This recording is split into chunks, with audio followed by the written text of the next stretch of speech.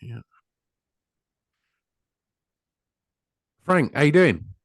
I'm very well. I'm actually a bit sick at the minute, but Uh, apart from that, I'm good. I've got oh, this. mate. Yeah, no, I'm good. I'm just a bit run down, Oh, Christmas I holidays are a appreciate bit you giving up the out there. time, mate, for that. No, no, it's all good. Well, I'll be gentle with you today, mate, and we're going to Thank talk you. about some lovely records. So I'm sure we'll have a nice time, mate. Yeah. Um, I mean, you've been on this podcast.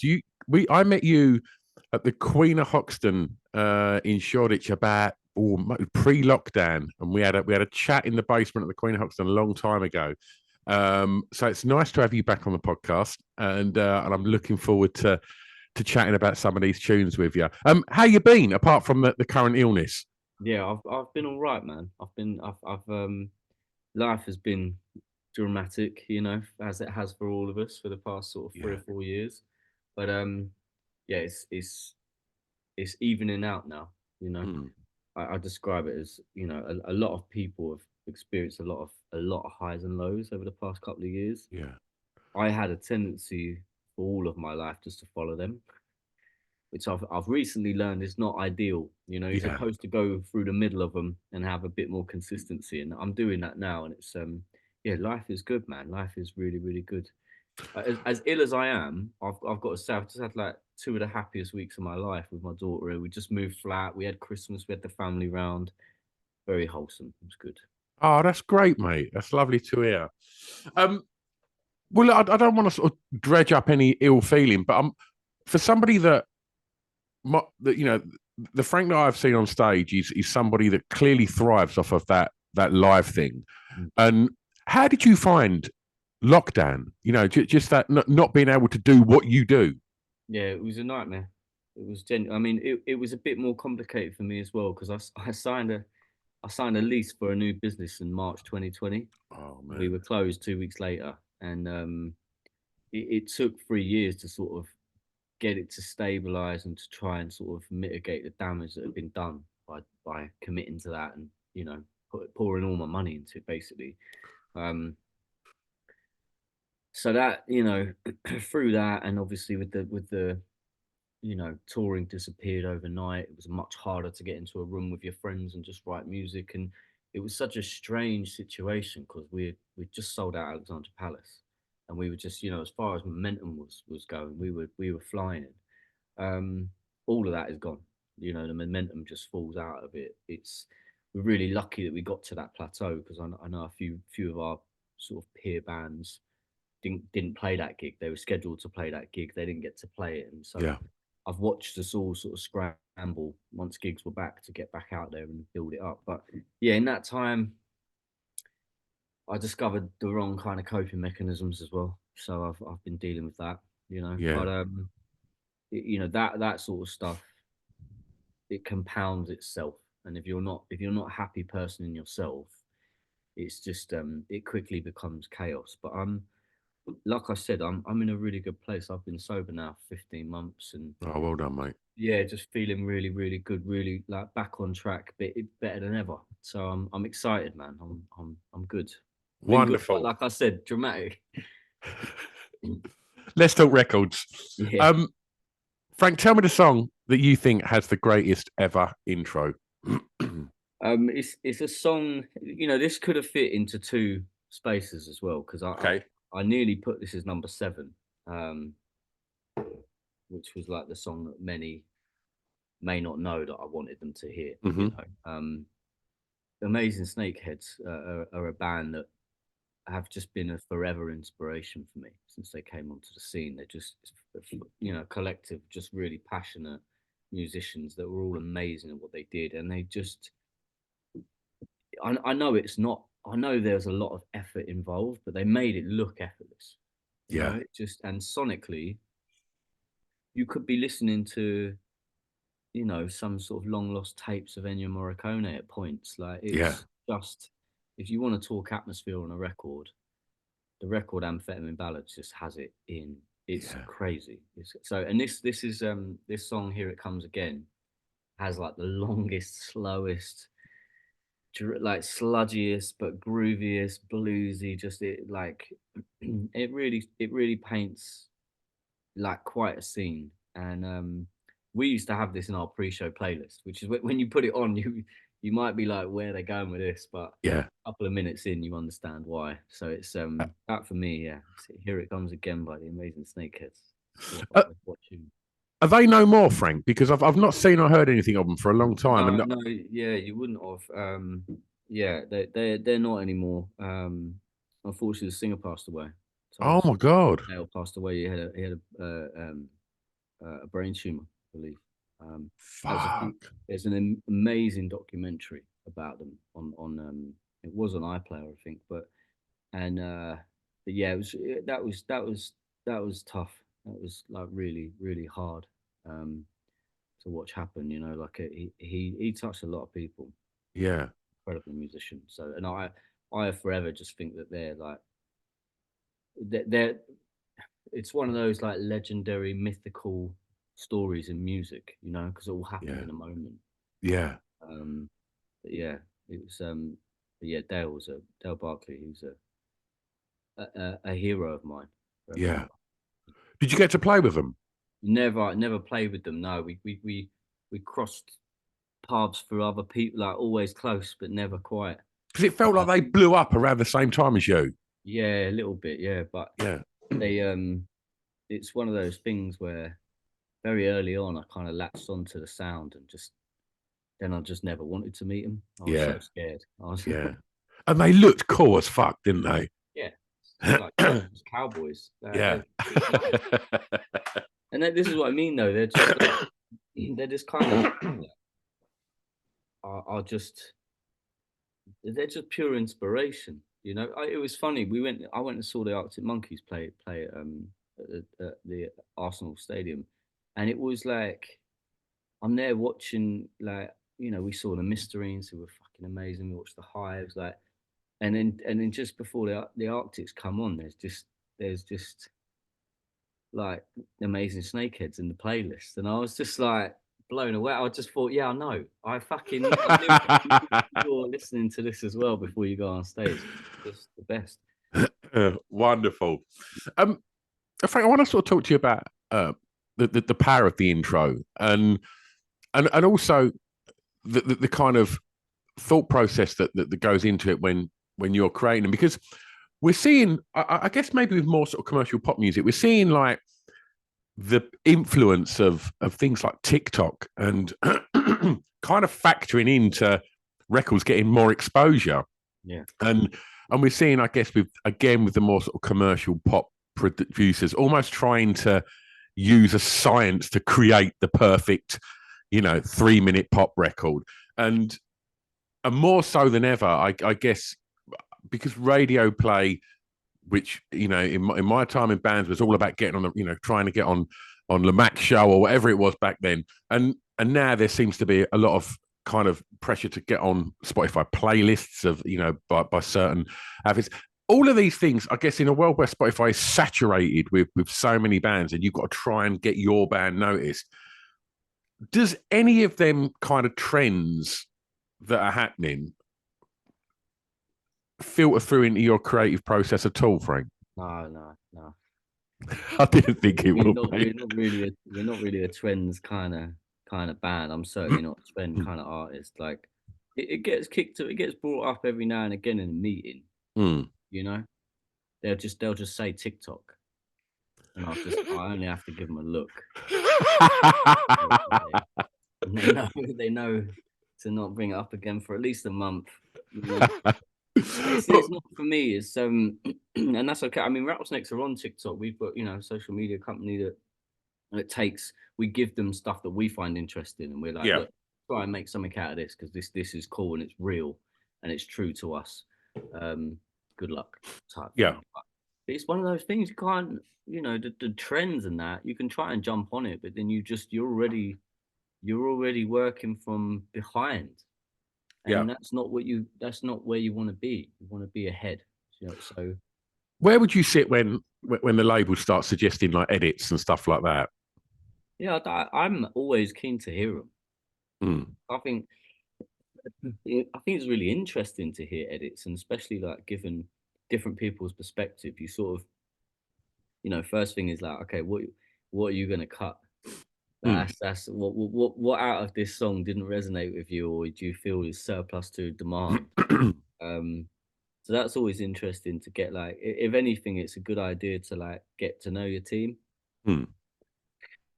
It's a bit of a bit of a criminal way of getting understanding, data collection. Like, oh right, um, but for me, it's one of those things where um, it's important. It's important. Like for example, we got amazing radio plugger in America who has worked wanted to work with our band for a long time, and he sent us a cut through the other day that of a new single, and it was quite brutal, quite savage. Cut out the whole middle eight, and quite a brutal cut. But he explained it to us. He said, "Look, honestly, I love this song as it is, but I know for what we're trying to achieve at radio, it needs to be shorter. It needs to be punchier, and you need to get straight back to that hook. And this is why I've done this. It is bold, but when someone comes to me that knows their job, I'm like, cool. Like, the song is still going to go on the record. It's still going to go up on DSPs.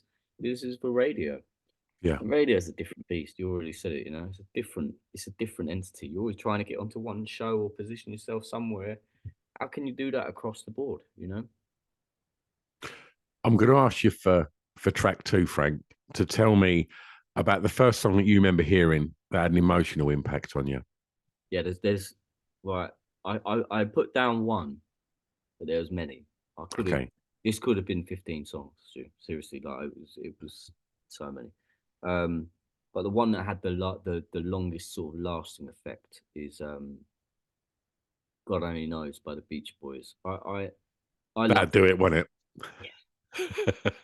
Yeah, I've loved this song for such a long time, and I I don't know if there's a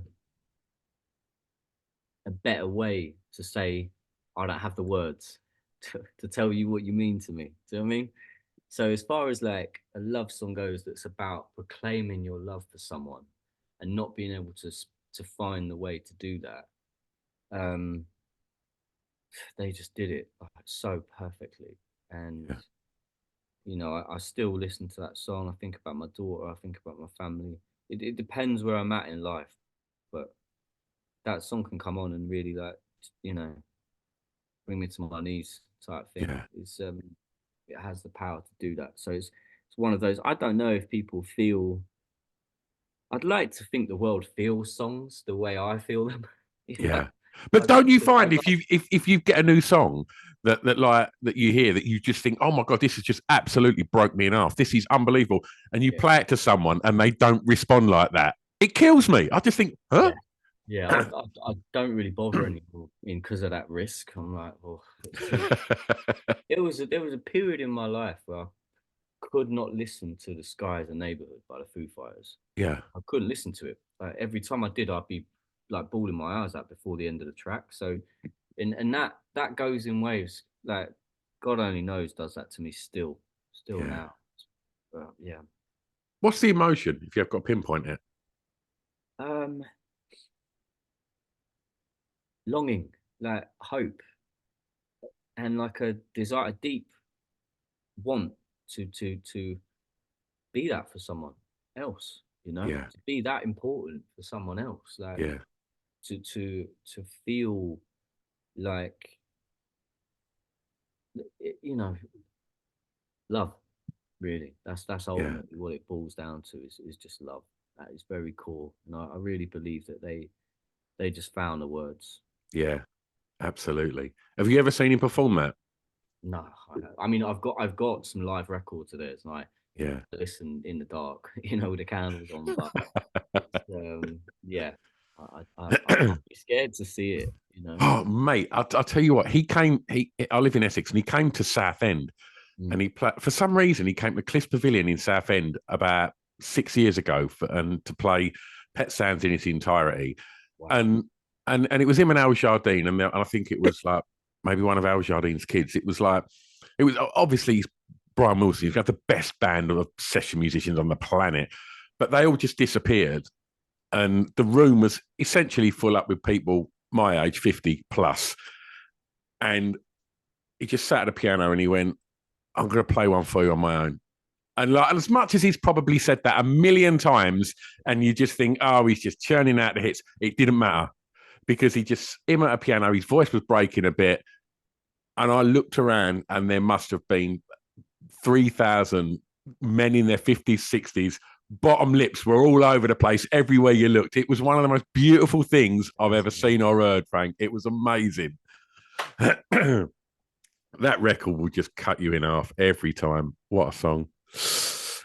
I mean, the early days of hearing the Beach Boys and stuff was home musical when you was a little. It was, yeah. My dad was growing up, like when he was younger, he was a DJ, so he had a lot of like, and he's a real tech head, like he's got all the latest stuff. So I had a big record collection, but really, like you know, he was born in the '60s, like grew up through the '70s. So when CDs came about, he had it all.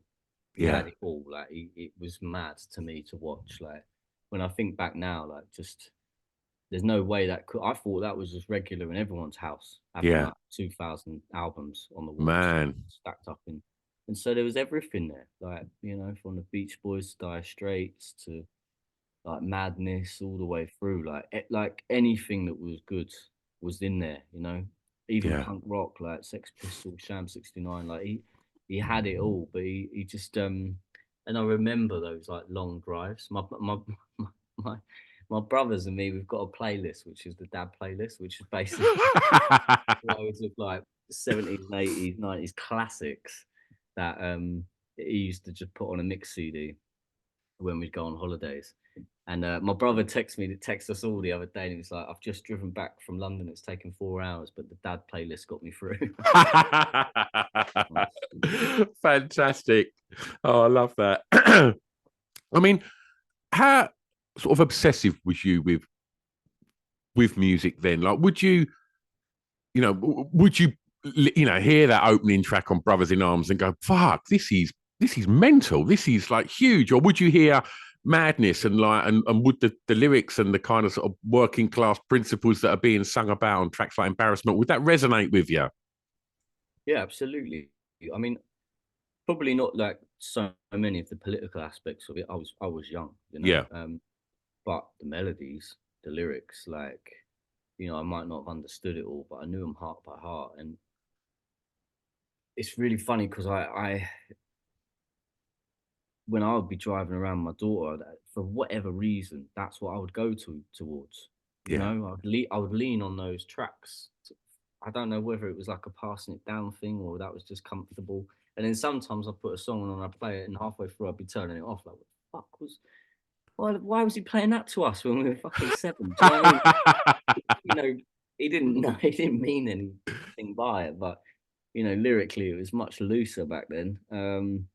And that's rich coming from me. Do you know what I mean? Yeah, yeah. Yeah, my daughter, she loves Madness, man. I would put that on and just dance around the house to it, and so it's yeah. I think it had a profound impact on me. It Yeah. really, really did. So I think Madness are criminally underrated, Frank. I think, the amount of incredible singles they released and the impact that they've had on so many people and the way that people, constantly reference, Ian Jury and the Kinks and stuff like that. I think Madness were nailing that. And it feels that they never get kind of mentioned in them kind of conversations. You know what I mean?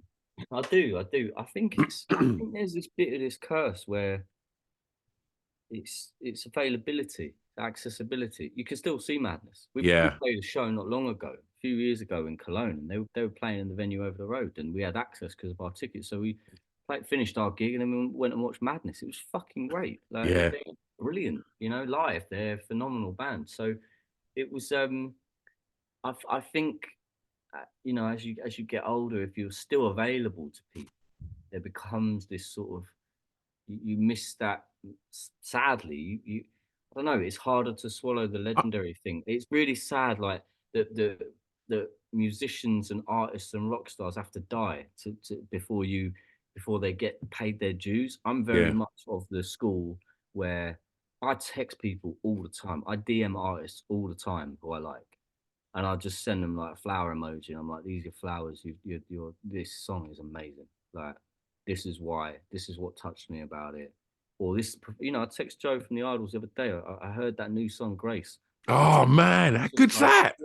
I texted, I was like, what a performance. Where the fuck did that, where's that come from? You Yeah, know what I mean? Like, I believe that it's important to tell people while they're here, like, this is how special you are, not just to me, but to everybody. And I'll continue doing that forever.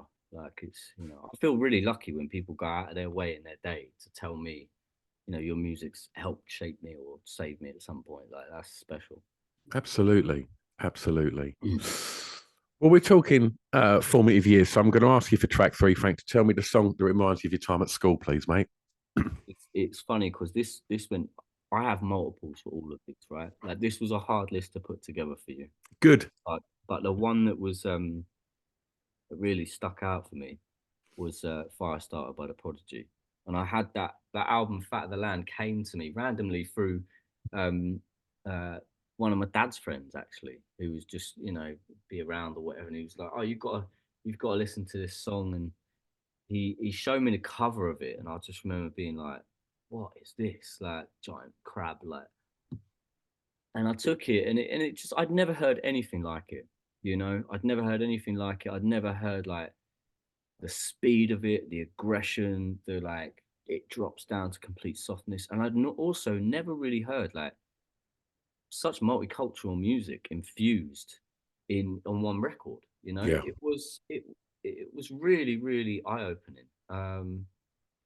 And yeah, for about 2 years, like, that's, I had a Walkman, you know, a Discman. It was like steel blue, and that was the only CD in there. That was yeah, it. So I just listened to that day in, day out. And it's funny because we just played a festival with them like last summer, and it's just, they are phenomenal live. You know, like, still to this moment, they are really putting it out there, and it's, yeah, it's incredible to watch. Like, it's you know, obviously sad and pretty heartbreaking at times. But it's also really nice to see how they pay honor to Keith, you know, in yeah, their live set. And that was really special. That choked me up as well when I saw it. It was brutal. So yeah. Yeah, we're fiercely proud of them here in Essex, mate. They're our yeah. heroes, mate. Oh, you should Um, be. Yeah. and I think, like, you know, when people talk about these huge hip hop producers and the legendary status that they have, Liam fucking Howlett, man, like, that Fat of the Land, no one made beats like that until No. then. And like, I remember hearing Diesel Power for the first time, and it was like, what the fuck's this come from? This is insane, like, Yeah. huge, and like, Do you know what it is? I've described them like this before, but it sounds illegal. yeah, it's You know what great. I mean? If you had Yeah. to like give me one word to sum up Prodigy, it's like legal. It just sounds like it's, you know, it's those field raves that you heard about but you never got invited to. It's like a fucking speaker in the boot of your car. Like, it's, you know what I mean? It's somehow jumping in and nicking a police car. You know, like, it's just that record and that sound is just, yeah, just on the edge. Absolutely, absolutely. I mean, how did you find school? Did you enjoy it? I loved it. Yeah, yeah, I did. I mean, it was, you know, I look back on it and I can say that I enjoyed it now. I had great teachers. Yeah, You know, I struggled with I struggled with sort of lining up with what was expected of me, and, you know, amongst my peers. I was a small kid. I was bright ginger hair, and I was tiny, you know, so I was like a bit of a target, you know, and I got bullied a fair bit. But, you know, that stuff, for it shapes you. You know, you can let it break you, or you can let it shape you, and it definitely shaped me. But I was really lucky. I was really lucky with the school that I went to. Um, I had an amazing art teacher. I had an amazing English teacher. I had amazing music teacher, but I didn't study music. I just ended up turning up, you know, singing really badly out of tune, in the rehearsal rooms over lunch and stuff, because I just really wanted to perform, but I just didn't really have it in me. So, yeah. but they were amazing people that all really shaped my life. Where did that confidence come from? then, Frank? Because you spoke about being at school and being bullied and stuff, and being in the music room, but not kind of quite ticking the Mariah Carey boxes, but you wanted to perform. Where did that kind of where did that I won't say character, but where did that person come from that I've seen on stage multiple times that looks like you're conducting the fucking crowd with ease? Yeah. I think he's always been in there, you know. I don't know when it really sort of came about. I feel now I'm better at it than I've ever been in my life. Like I walk on stage now and I'm not scared. I feel like that's where I'm supposed to be. In Gallows it was a bit harder. I found it much more of a struggle at times, but that whole output was much more aggressive. It had violence as a foundation, so that was difficult. Um, yeah, the confidence comes from growing, from years of experience and doing and weathering those storms. Um, I don't know whether it was confidence at the beginning. I think it was blind sort of faith, just hope and stubbornness in the Yeah, very beginning. Like it just I'm a Taurus, so you and easy. me, but you and me both, brother. Yeah, dig your heels in, get it done. Do you know what I mean? Okay. I want you to tell me, please, for track 4, the first song you remember buying from a record shop, please, mate. Right. So again, it's multiples, and I'll tell you the other one in a minute because it's great. But the first one I got was the album Dookie, and the song was Basket Case, and that comes from being in those rehearsal rooms and desperately trying to sing those songs. In our Yeah, first ever covers band. That I mean, when you think back about punk, you can go much deeper, and you can go into that burgeoning scene that we had in the UK that was so important and that set fire to the world. But I wasn't looking at that at that time. That was a bit too ahead of me, and it was too linked to sort of I guess like older cousins or uncles that were just a bit rough around the edges, that were like, like that's their sort of tune. Like this is a bit softer, a bit more American, and it had a bit more much more melody, and but it was born out of all of that Operation Ivy stuff. So mm, that record, the record Dookie, and then Nimrod that came afterwards, like, yeah, Basket Case was just such a tune. yeah, absolutely, absolutely. And I think with Dookie as well. As I remember when I bought that, just sitting there, and because I bought it on vinyl because I'm old, like the just hours just sat staring at that cover, just thinking this is fucking great. And like, and I think that's my only, without kind of moving into sort of granddad territory. That's one of the things I feel is a little bit lost in the fact that so much music is digital now that you don't really get to appreciate them iconic album sleeves. And you ever pick up them books of like the greatest album sleeves ever, none of them are kind of post 2010. Most of them are like 90s, 80s, 70s. And I do feel that like Dookie was one of them that I just remember coming out at the same time as like Nevermind and all of these kind of amazing sleeves, just like devouring them. And that's the only thing I feel is a little bit lost now. Do you know what I mean? I do. I mean, the art is so important to us. Like, being an artist and being a musician, like we spend a lot of time on the cover art, and we've tried to make it interactive in the past. We've tried to, but it's I know exactly what you mean. Dookie just had that look, was of a time. It was so sad, like it was so like West Coast America as Yeah. well, so skate punk, and it just yeah, it was like it was pure Gilman Street, that whole thing. I love it. Well, you alluded to there being another one, so you've got a cool choice here. Tell me the other one's not quite so cool. Now the other ones, it would have been a bit later, but one of the first records I really remember purchasing was like it was I stormed down to get it, like left school at lunchtime to go and get my copy. and that was White Pony by the Deftones. Oh I man. just remember being like, and I got in there, and they had these import versions only. Yeah, they had a solid red case and a solid black case that was opaque, so you couldn't see the fucking artwork. And on the back, it didn't have a track listing; it just had the times. And I was like, it blew my fucking mind. I was like, what? I was like, it's got the sticker on it. It says it's the album. I remember taking it to the front desk, and the guy was like, "Yeah, we don't know why, but this is what it is. You can have the red one or the black one." I was like, "Is there different songs on it? Is there like what does it mean?" You know.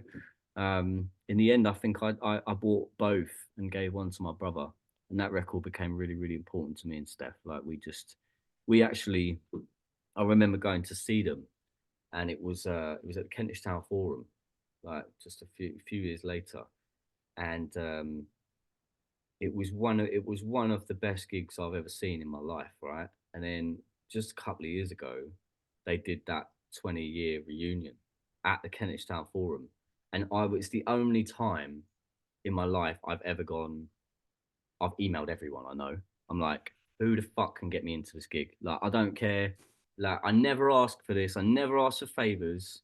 I cannot miss this show. Do you know what I mean? Yeah. And so I went with my brothers, and I remember being up in the balcony and watching it and just like loving every second of it. And then, yeah, they started playing Be Quiet and Drive, and I was just gone, man, shirt off in the pit, like just fucking. I come to like in the middle of a mosh pit in Kentish Town Forum, almost 40, just like I remember seeing like so many kids next to me, like, "What the fuck are you doing here?" And I'm like, Living my best enjoy it. life, lads. Yeah, Yeah. literally.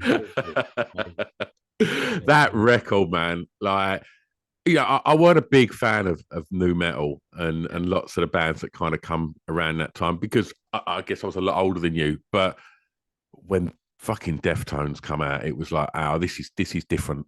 This isn't Limp Bizkit and Papa Roach. This is different.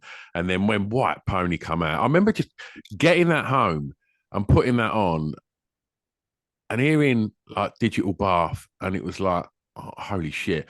And then it's like, oh man, I've done a track with Tool. And then I heard Passenger, and I was like, where the yeah, fuck are they getting this from? It's unreal. And then when they put out, was it Minerva? yeah, It was like, fuck me, Deftones they're smashing shoegaze now as well. They yeah. can do that. Like, it's incredible. It was It's like, always been in there. I remember seeing them like early on, like they did a cover of a Sade song, and yeah, I just they was done like, No Ordinary Love, didn't they? yeah, and I was Yeah. like, and I listened to it, and it was beautiful. And I just remember thinking like, man, this is yeah, it's crazy. Oh, they're solid choices, mate. Solid choices. Um, Tell me about the song that soundtrack your years going clubbing. And Frank, It, that can be your local bar that had a good jukebox. That can be your rock club. That can be whatever you want it to be. exactly. That's when I saw this, I was like, well, I'm gonna put the song that I was going clubbing to, Yeah, but it probably isn't what we would class as clubbing. But it was when I was young, the only clubbing I really did was to a rock club, yeah, which was once every month down at the Pavilion and in Hemel Hempstead, and it was a bit of a risk to go to. Do you know what I mean? Because you'd go and sort of basically back then it was much more tribal. You know, the youth was much more divided, and kind of everyone else knew that's where all the rockers were going to be for one night. So it was quite often you'd go down there and you'd come out and then get beaten up. Like, but yeah, the song always that they would finish the night with was "Killing in the Name of" by Rage Against the Machine, which obviously I love that band.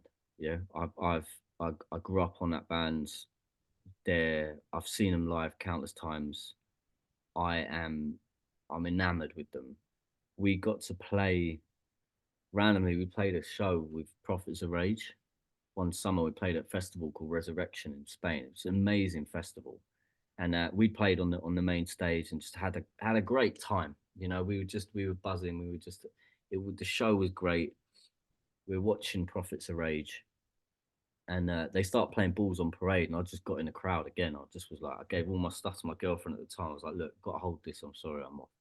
And got in the pit, and I end up getting like I'm in this mosh pit with a bunch of Spanish kids that are just, and they love rock music in a different way. I don't know if you ever been to Spain, like they just are what it is, but they're just really, they see me and they see that I've just been on stage and now I'm in the pit, and they just lift me up, and I'm like, fuck, like I'm stood on top of this crowd, like trying not to, like, listening to Balls on Parade. I've got like the best seat in the house. And then Tom like sees me and is just like, "Oh, yo," like, and I'm like, "Yeah, sorry, like I'll get down." And I tried to get down and went over the thing. The next thing I know is Tom's on the fucking mic, like, "No, no, no, no, get him up here." And I was like, "No," I just was freaking out. I was like, "No, no, it's cool. I'm sorry. Like I just like the band, you know." He's like, "No, no, come up here, come up here." And out of nowhere, his security just picks me up. Like at that point, I have no option. I'm going on the stage. I'm like 5'7", like, do you know what I mean? Just getting carried. And he puts me on the stage, and Tom just goes, "Yeah, you'll know the words to this one. Just try and keep up." And put the fucking mic in my hand, and I look at the set list, and it's Killing in the Name of. Fuck And off! I like, Really? yeah. Oh, And I still mate. fucked it up. I fucked the lyrics up still. I was so shook. But there's a video of it on YouTube, and if you ever watch it, like you will just see that is me. Like that's pure joy. That's like a Oh moment in my life man. that I would never ever thought would happen. And yeah, so anyway, I'm in the middle of it, and I turn around at one point, it's fucking Brad Wilk, Timmy Comerford, and Tom Morello, and then there's fucking Be Real and Chuck D just laughing at me like, who the fuck is? Because I just went off. I was like, fuck it, I'm having this. Like, and I turn around at one point, and they're all just there laughing, beaming, and I just thought, I cannot be on this stage when this song finishes. I don't know what it was, but I just was like, I cannot be up there for that. And so I just fucking jumped. But it's the biggest hole like that I've ever made. There's a photo of it, and I'm just doing a proper Superman all the way over. My daughter still laughs at that picture. She's like, that is so silly, Dada. I'm like, yeah, it was a bit. Yeah, it's a good story. Mate. I mean, I like to ask guests about imposter syndrome and do you ever get it? And I mean, fuck me. If you're looking at Rage, Chuck, and Be Real, like, if you're ever going to get it, that's probably the moment. But That was what happened. All of a sudden, was just like, I can't fucking be here anymore. 5'7", ginger kid from Hearts. I'm off. Like, that's fantastic, mate. What a story. Well, look, you mentioned Hearts. Let's move on to track 6, and I'm going to take you home for this one. And it's the favourite song from an artist from your home county, please, Frank. yeah, I had a lot of choice in this. There's a lot of amazing musicians from Hearts, and we can talk all about the stories of the bands that I grew up around and got to watch play and book shows for. But the track that stands out for me is by one of arguably one of the greatest performers, greatest singers, greatest songwriters of all time, which is George Michael. So Mm-hmm. I picked Faith because it's a beautiful song. I Mm. nearly went with the Limp Bizkit version because that was that had an important place in my heart while I was growing up. But I chose George Michael's version of Faith, and yeah, it's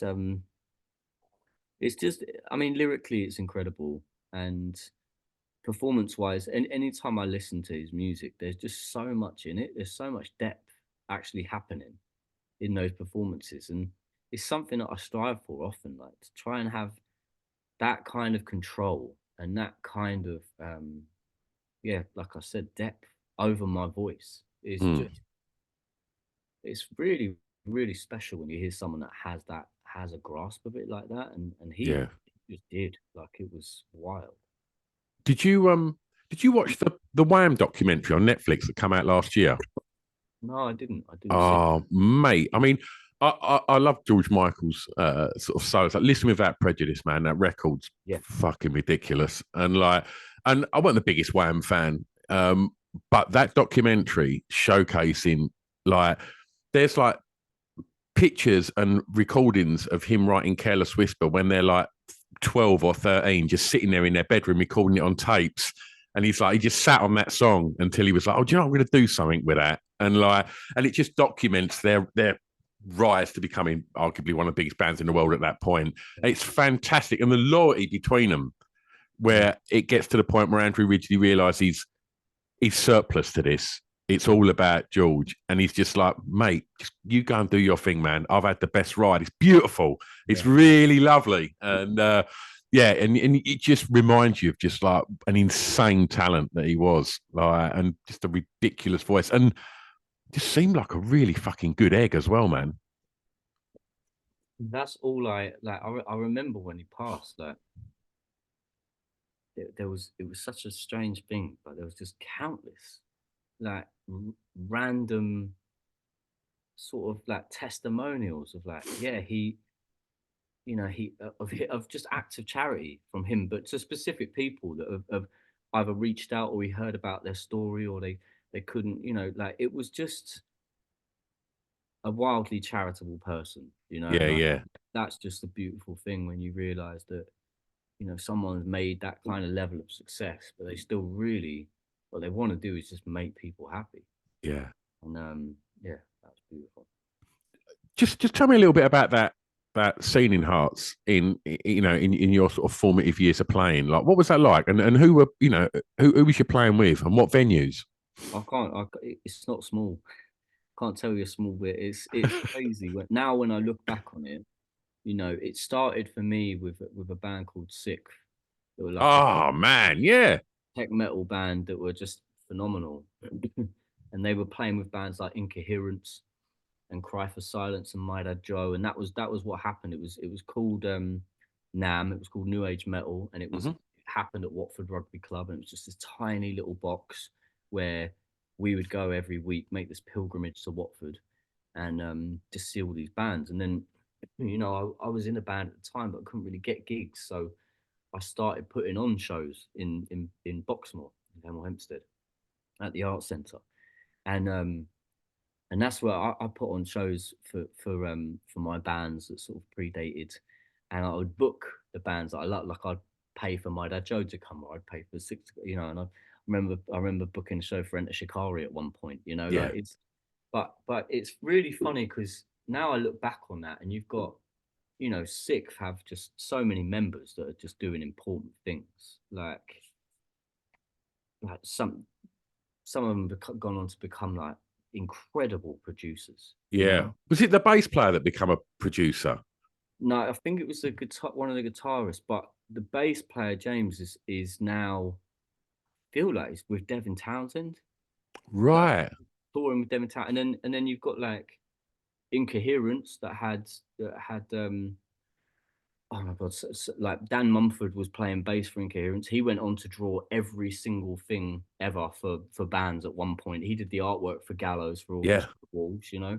Then you've got like Kev that was in Incoherence. He went on to become Paloma Faith's pianist, you know. And then you've got like, you know, Alex Venturella, V Man, who went on to he's now playing in Slipknot. Yeah.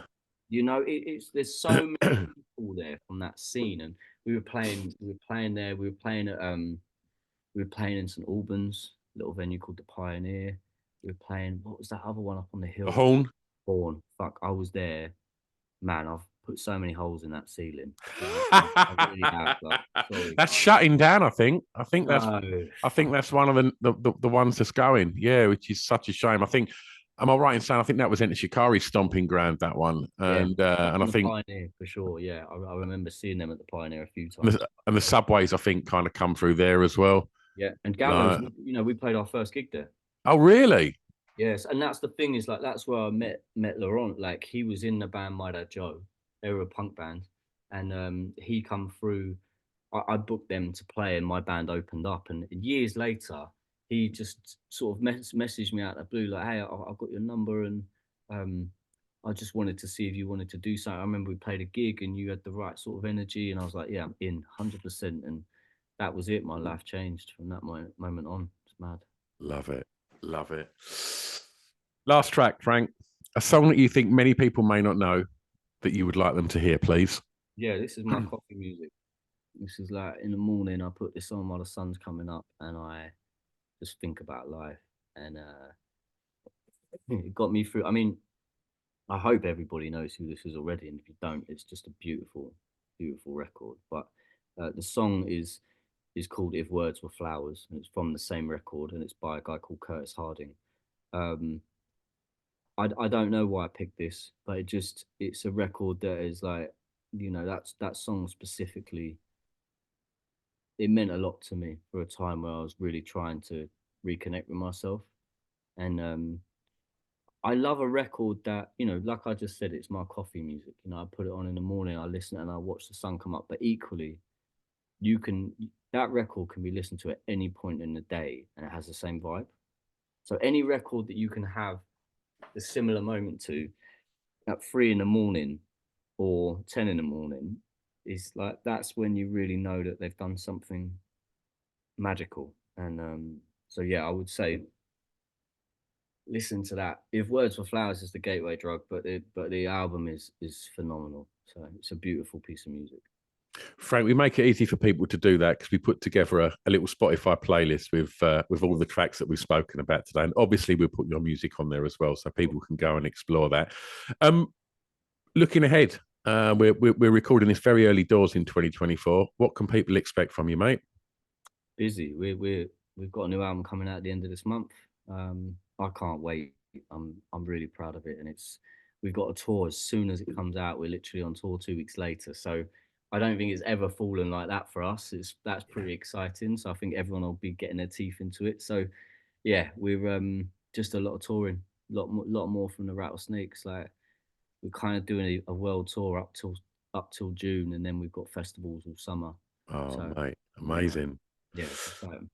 Frank, if people want to keep up the speed with kind of release dates and tour dates and such, where's the best place to keep up the speed? The best place is the band Instagram, which is just And the Rattlesnakes, at And the Rattlesnakes. I'm just on Frank Carter 23. I've been on that forever.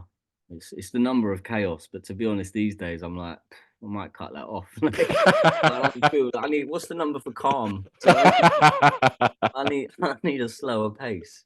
But, yeah, so those are the best places, like our Instagram, and that's usually like we're churning out stuff on there all the time. So wonderful, Frank. It's lovely to hear you in a really great place at the moment, mate. And thank you so much for coming on and having a lovely natter about records with us, mate. It's been really nice, man. It's been great. We're playing the Roundhouse in Feb. If you want to come, I'd love to see you there. Like 2 nights, so pick whichever's best for you, and I'll sort it out. Frank, I'm going to grab my mate from around the corner, Mr. Scroobius Pip, and we'll come down to watch you. Yeah, it'd be great. Lovely. I told him you was on today. He was like, "Hello, mate." Frank, I'm going to love you and leave you. Thank you so much, mate, and I will see you in London, mate. Take it easy, pal. Thanks loads, mate. Cheers, Frank. Bye-bye.